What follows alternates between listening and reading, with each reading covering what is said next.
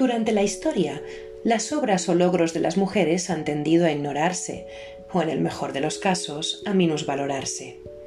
Esta es una realidad que no se puede obviar. Por cada mujer sobresaliente conocida, existen cientos de varones recordados y aplaudidos.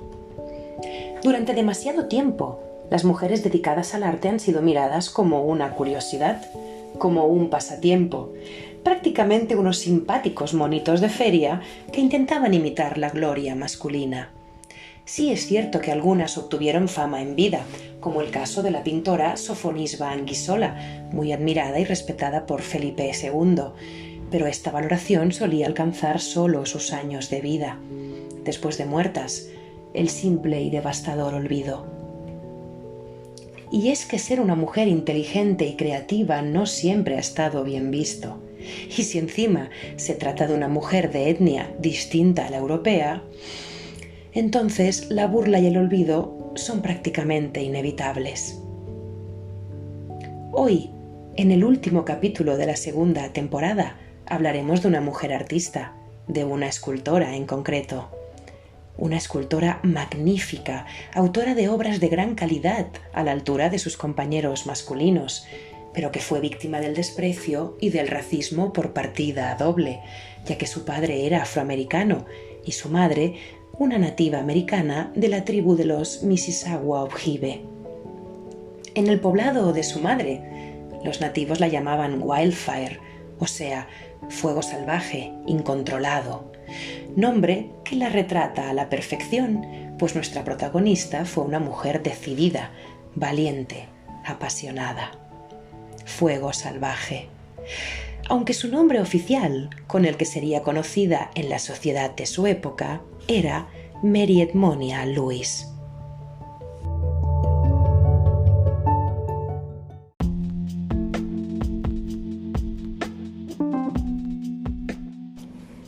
El origen de este fuego salvaje se pierde, paradójicamente, en la oscuridad.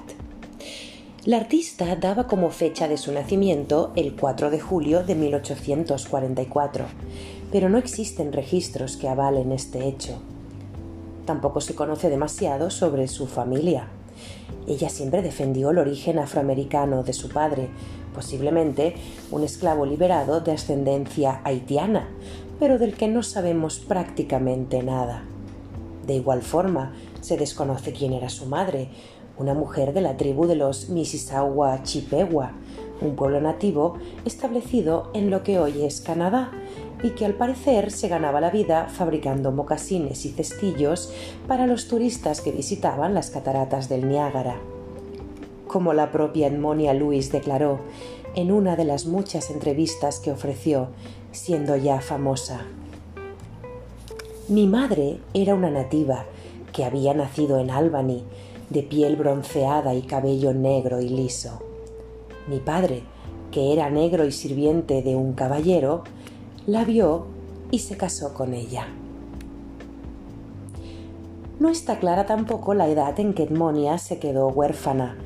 Unos dicen que a los 3 años, otros alargan la edad a los 12. De cualquier manera, parece probable que fuera en su más tierna infancia y que tanto ella como su hermano fueran recogidos y cuidados por unas tías que vivían en el poblado de la madre. Este hermano, Samuel Lewis, era hijo de una primera relación de su padre. Se llevaba bastantes años con Edmonia y al parecer siempre intentó ayudarla y protegerla. Alrededor de 1850, Samuel, a quien los nativos llamaban Sunrise, abandonó el poblado para hacer fortuna en California, que por aquella época era una tierra llena de oportunidades. La fiebre del oro le deportó notables beneficios y con ellos sufraga los estudios de su hermana en una escuela local. Edmonia permanece allí hasta 1859, cuando, a los 15 años, ingresa en el Oberlin College, la única academia de Estados Unidos que admite a mujeres de color.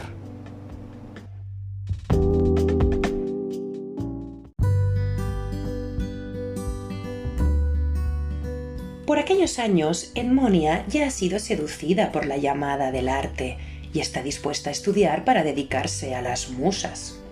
Según su propio testimonio, ha pasado su infancia y parte de su adolescencia en el poblado de su madre, al cuidado de unas tías, en pleno contacto con la naturaleza y dedicada a una vida rústica, apacible y sencilla. Más tarde, en la academia donde estudió, gustaba de contar a sus compañeros de estudios cómo era su vida junto a los nativos. Vestía solo unas mantas alrededor del cuerpo, hecho que, como ella misma decía, le dio muchas oportunidades para estudiar el desnudo humano, que tan útil le sería en sus posteriores esculturas. En palabras de la propia Edmonia: «No hay nada tan hermoso como el bosque libre.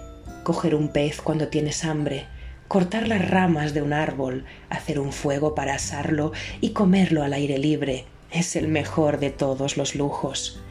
No me quedaría una semana encerrada en las ciudades si no fuera por mi pasión por el arte». Edmonia era, tal y como su nombre nativo indica, un espíritu libre. ¿Podría este fuego salvaje ceñirse a las normas de una academia como el Oberlin College?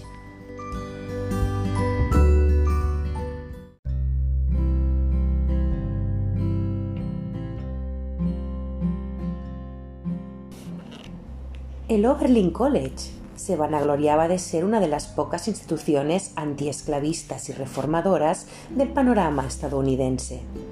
Sus fundadores, al menos, creían en ello, abogaban por una igualdad educativa entre hombres y mujeres y eran firmemente abolicionistas. Por ello, el Oberlin era de las pocas instituciones que recibía entre sus estudiantes a mujeres de color.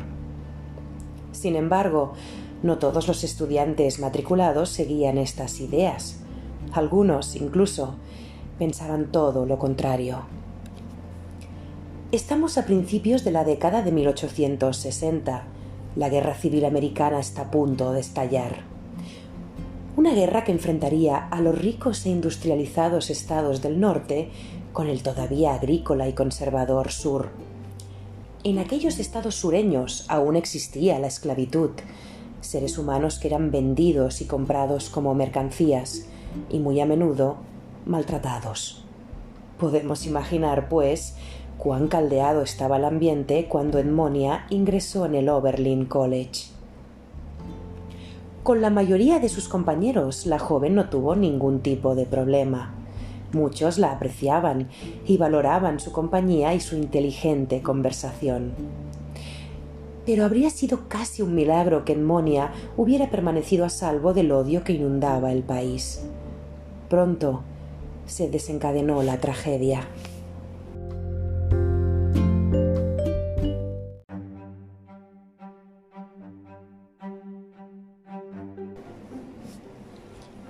Ese año de 1862, unas compañeras de Edmonia la acusaron de haberlas envenenado. Efectivamente, sufrieron una indisposición, pero nada, absolutamente nada confirmaba esta acusación.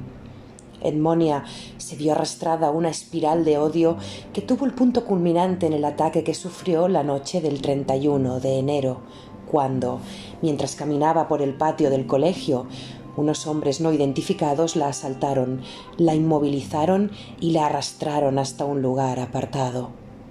Allí le rasgaron las ropas mientras la insultaban y la golpeaban. Es muy probable que Edmonia fuera también violada, aunque ella nunca lo confirmó, quizá por miedo a represalias o por pura vergüenza. Tras el brutal acto, los criminales la abandonaron en la nieve, a merced del intenso frío y el dolor que le provocaban las heridas.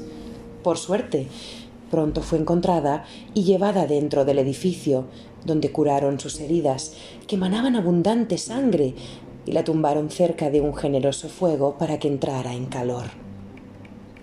Edmonia se recuperó, pero la pesadilla siguió varios meses más.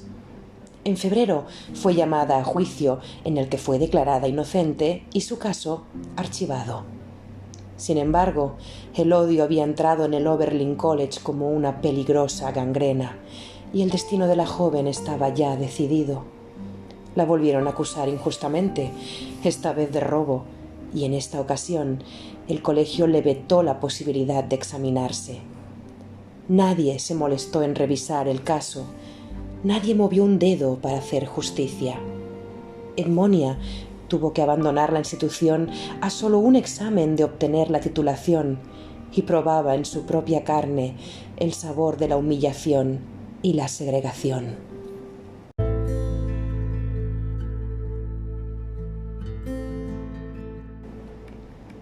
¿A dónde podía ir la joven? Tenía apenas 20 años, era huérfana de padre y madre, mujer y mestiza. Su hermano la seguía apoyando, pero se encontraba lejos. ¿Qué oportunidades, qué futuro podía esperar en aquellos Estados Unidos convulsos, abocados a un conflicto inminente? Pero ella era fuego salvaje. No se podía rendir y tampoco lo quería. Edmonia, decidida más que nunca a ser artista, partió hacia Boston, ciudad que era conocida en aquella época como la Atenas de América, por su cultura y su amplitud de miras. En la ciudad bullían los periodistas, los escritores, los librepensadores y, por supuesto, los abolicionistas, como William Lloyd Garrison, el fundador del periódico The Boston Liberator. Hacia sus oficinas se dirigió la intrépida Edmonia, con la esperanza de poder labrarse un futuro lejos de la violencia, el odio y la segregación.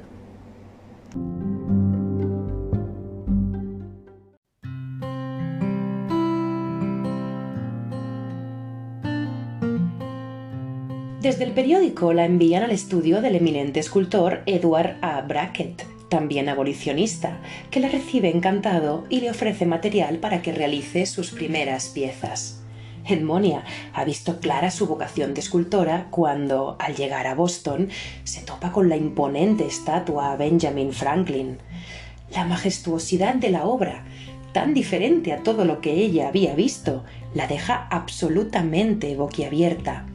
Desde entonces, pone todo su empeño en convertirse en una maga del mármol y de la piedra. Sin embargo, sus primeros intentos resultan fallidos, pero ella insiste.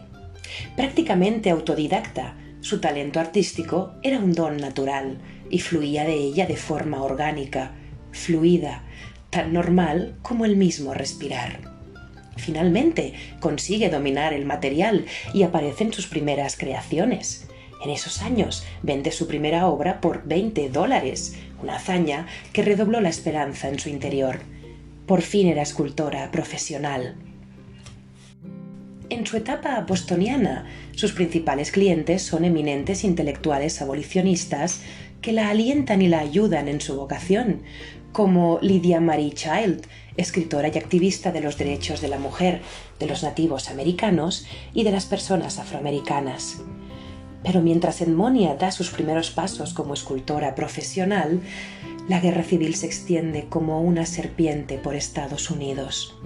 Finalmente, en 1865 termina la pesadilla y en diciembre de ese año, mediante la 13ª enmienda, la esclavitud es prohibida definitivamente en todo el territorio de los Estados Unidos. La esclavitud sí, pero no el racismo, que sigue campando a sus anchas y todavía constituye un serio problema para la carrera de nuestra protagonista.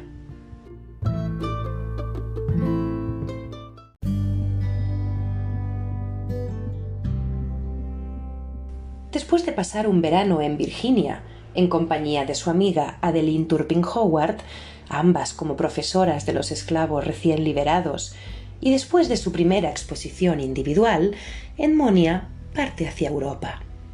Se instala en Roma en 1866, donde permanecerá muchos años, en el estudio donde antaño había trabajado nada menos que el escultor italiano Antonio Canova.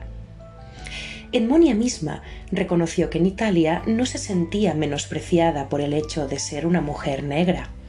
Allí, en la cuna del arte clásico, se sintió tranquila y dichosa, dedicada por completo a lo que más la llenaba, la escultura. Su estancia en Roma le facilitó el estudio de los modelos clásicos, que tanto influyeron en su obra, de un delicado estilo neoclásico. En febrero de 1867, Edmonia realiza la que es una de sus obras más conocidas, Freed Woman and Her Child, una hermosa oda a la liberación y la emancipación de los esclavos americanos. En el verano de ese mismo año, verá la luz la segunda versión de este tema, la archiconocida Forever Free, cuyo título es suficientemente explícito. En ella, un joven de rasgos afroamericanos eleva su brazo izquierdo, que ostenta unas cadenas rotas, mientras posa amorosamente su otra mano sobre una mujer arrodillada en actitud de rezar, que eleva sus ojos al cielo. Con estas obras, la artista celebraba el fin de la esclavitud en Estados Unidos y lanzaba un grito atronador de libertad que resonaba en el mundo entero. En la obra de Lewis encontramos un canto de amor a sus raíces. A menudo, los protagonistas de sus esculturas son nativos americanos y personas afroamericanas, esculpidas en un delicado neoclasicismo. En 1876, ya de regreso a Estados Unidos, presenta la que será una de sus obras más reconocidas, La muerte de Cleopatra, para la exposición del centenario de la ciudad de Filadelfia. Un corresponsal enviado a la exposición dice de Edmonia lo siguiente: es de altura mediana, con una cara hermosa e interesante. Sus suaves ojos marrones son un espejo de su afabilidad y su rostro risueño de su alegre disposición. Sus maneras son sencillas y encantadoras, mientras que su conversación es brillante, aguda y afable. Es una excelente conversadora y es remarcablemente perspicaz e inteligente.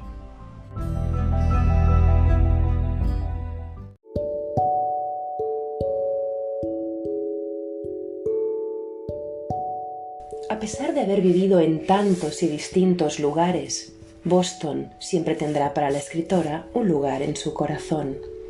Es para esta ciudad que esculpe la famosa estatua de bronce de Phyllis Wheatley, la intrépida primera escritora afroamericana de la que ya hablamos en el capítulo 4. La representa con la pluma en la mano, el codo apoyado en la mesa y la mano bajo el mentón, con la mirada perdida, probablemente buscando inspiración para sus hermosos poemas. Un bello homenaje a una de las mujeres negras más brillantes de la historia de Estados Unidos. Inquieta, apasionada, siempre en búsqueda de la inspiración y la felicidad, Edmonia se traslada casi al final de su vida a París, la burbujeante capital artística del fin de siglo, y más tarde a Londres. Su espíritu, tan parecido al de su madre, es libre y no desea ser atado a nadie, ni tampoco a ningún lugar. O puede que lo que la impelió a este éxodo perpetuo fuera su sensación de no pertenecer a ningún sitio, ese deseo imperante de ser reconocida y respetada. ¿Quién sabe? La muerte la sorprendió en septiembre de 1907 en la capital inglesa. Sin embargo, algunos rumores sostuvieron durante un tiempo que la escultora no murió hasta 1911. La verdad es que ni siquiera su partida de este mundo está clara. Así fue la vida de Mary Edmonia Lewis, fluctuante, inconstante, escurridiza como el viento. Como sucede con casi todas las artistas femeninas, su obra cayó en el olvido tras su desaparición. No fue hasta la década de 1990 que su magnífica obra fue recuperada. Y sin embargo, aún hoy existe mucha gente que desconoce quién fue Mary Edmonia Lewis, llamada Wildfire por su gente, por su valentía, su mente inquieta y su indomable espíritu.